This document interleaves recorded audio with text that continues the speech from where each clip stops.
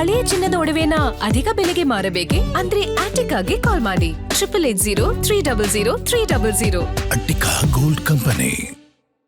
ಮಳೆ ಇಲ್ಲದೆ ಕಾವೇರಿ ಕೊಳ್ಳದ ಡ್ಯಾಂಗಳು ಖಾಲಿ ಹಿನ್ನೆಲೆಯಲ್ಲಿ ಕೆಆರ್ಎಸ್ ಜಲಾಶಯಕ್ಕೆ ಭೇಟಿ ನೀಡಿದ ವಿಪಕ್ಷ ನಾಯಕ ಆರ್ ಅಶೋಕ್.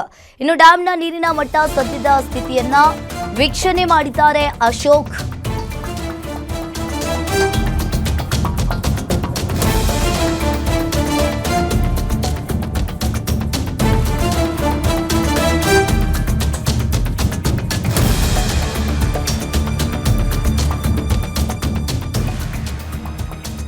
ಇನ್ನು ಡ್ಯಾಂನ ನೀರಿನ ಮಟ್ಟವನ್ನ ಸದ್ಯದ ಪರಿಸ್ಥಿತಿಯನ್ನ ವೀಕ್ಷಣೆ ಮಾಡಿದ ಅಶೋಕ್. ಆರ್ ಅಶೋಕ್ಗೆ ನೀರಿನ ಬಗ್ಗೆ ಮಾಹಿತಿಯನ್ನ ನೀಡಿದ ಅಲ್ಲಿನ ಅಧಿಕಾರಿಗಳು. ಡಿಕೆ ಶಿವಕುಮಾರ್ ಸಿಎಂ ಆಗಿ 1 ತಿಂಗಳಾಯಿತು. ರಾಜ್ಯದಲ್ಲಿ ಬರ ಪರಿಸ್ಥಿತಿ ಇದೆ.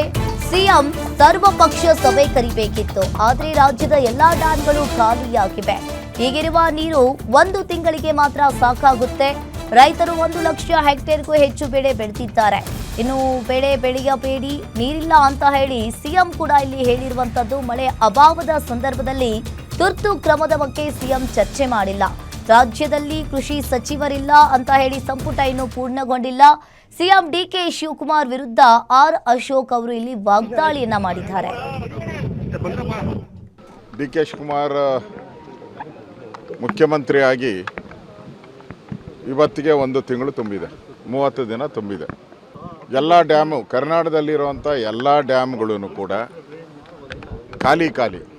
ಕಳೆದ ಬಾರಿ ಈ ಸಂದರ್ಭದಲ್ಲಿದ್ದಂಥ ಡ್ಯಾಮ್ಗಳ ಮಟ್ಟ ಅದರಲ್ಲಿ ಕಾಲ್ಭಾಗನೂ ಇಲ್ಲ ಈ ಸರಿ. ಈ KRS ಒಂದೇ ಇವತ್ತು.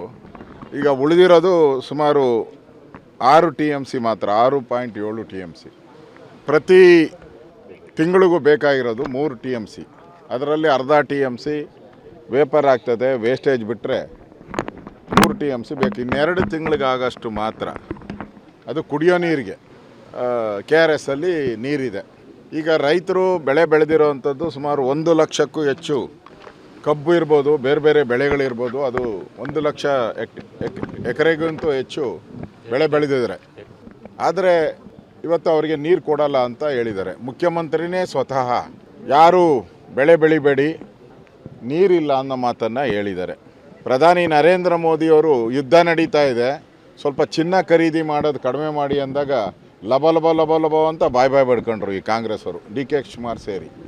ಈಗ ಮಾತ್ರ ಬೋಧನೆ ಮಾಡ್ತಾ ಇದ್ದಾರೆ ರೈತರಿಗೆ, ನೀವು ನೀರಿಲ್ಲ ಬೆಳೆ ಬೆಳಿಬೇಡಿ ಅಂತ.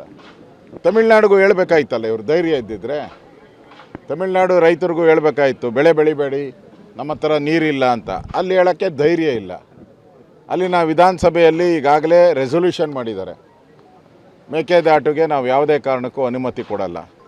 ಈ ಮುಖ್ಯಮಂತ್ರಿಗೆ ಏನಾದರೂ ಗೌರವ ಇದ್ದಿದ್ದರೆ ಒಂದು ಅಧಿವೇಶನ ಕರೆದು ಅದು ಕೌಂಟ್ರಾಗಿ ಒಂದು ಏನಾದರೂ ಮಾಡಬೇಕಾಗಿತ್ತಲ್ಲ. ಪ್ರತಿ ಬಾರಿನೂ ಹೀಗೆ ಕಾಂಗ್ರೆಸ್ ಸರ್ಕಾರ ಬಂದಾಗ ಅಲ್ಲಿ ಇಷ್ಟು ದಿನ ತಮಿಳ್ನಾಡಲ್ಲಿ ಸ್ಟಾಲಿನ್ ಇದ್ದರು, ಇವರು ಪಾರ್ಟ್ನರು. ಏಕಾಏಕಿ ಜಂಪ್ ಹೊಡೆದು ಈಗ TVKಗೆ ಹೋಗ್ಬಿಟ್ಟಿದ್ದಾರೆ, ಅವರು ಪಾರ್ಟ್ನರು. ಇವರು ಪಾರ್ಟ್ನರ್ ಬರೋ ದೃಷ್ಟಿಯಿಂದ ಕರ್ನಾಟಕದ KRS